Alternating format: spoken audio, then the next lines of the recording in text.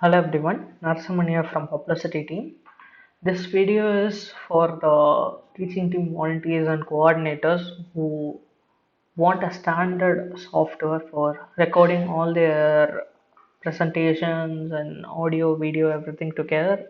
Application that I recommend is OBS Studio, and in this video I'll just show you how to install it and play it in the first run, or if you come across any common errors, even that I will try to say how to fix that in this video. So I'll send this link in the group. You can go and open this link, and if you are using Windows, or if you are using Mac or Linux, download it, open it, give next. Whoa, okay, chill. Fine. I think it doesn't work in my laptop because I'm already running it over here. So you can just go ahead and install the max thing. It will ask us where do you want to locate your installation files. In this case, I gave E and OBS, OBS Studios. Everything is over here. Yeah, that's pretty much it for the installation part. And it will ask whether you want to launch it. And while launching it, you will get a screen like this, and these two will be blank. What you have to do is give the plus sign and enter a scene. It's basically like taking a movie, right?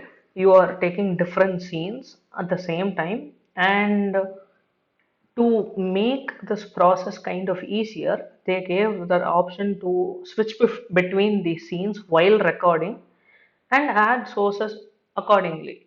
So yeah, give a scene like let's say PPT. For PPT, there's a standard way of recording. So it didn't stop recording, right? Okay, fine. Yeah. Why if you open a new scene, it won't have any sources. Like in that scene, what sources do you want? That's what it is asking. So press the plus sign, you have all these options, but what you have to do is give this display capture is basically create new. Okay, it's going to just show record the whole screen. And the most useful part about using OBS Studios is you can add how many ever sources you want. And okay, I just locked my front cam. So I don't know why the quality is so bad. You can scale it how small or big you want.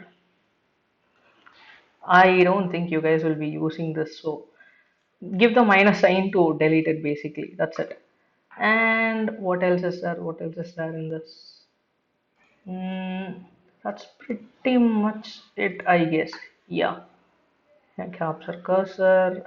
If you have multiple displays, you can switch between that too. And while recording, it won't disturb you or it won't show anything. So you're good to go. Just start recording. Yeah. After you gave the scene and after you gave the sources, start recording. And while starting it, just check whether your mic is working through these levels. That's pretty much it. Other options, I don't think it's needed to be discussed right now. If you want to explore, you can, and if you have any doubts, you can come back to me whenever you want. Start recording, and it will start recording. And the if you want to know where it will be saving everything, just go to settings, go to output, and see where the recording path is. See user, whatever your PC name is, videos. So where is it? Where is it? Yeah, videos. In here, these are the files which I already recorded, and this is a video which I am recording right now. And when I stop recording, it will show as a MP4 format video. That's it. And one of the most common errors that you will get is you will basically get a black screen when you open it. I don't know why. I blame the window or automatic Windows update for this. So to make this work, you just go to your desktop, right click, go to display settings, and you just scroll down. You will have this graphic settings. Open this, and this is actually okay. It's over here right now. Usually it won't be there, and you just browse for whatever app you want. And if you saved it in some other, let's say C program file something, you have to do this. Wherever it is, just remember the path. And in my case, it's E, OBS, OBS Studios. Go to bin 64-bit and click on this exe file OBS64 and add it actually. Then go to options and give it as power saving, and not, it will usually be in system default.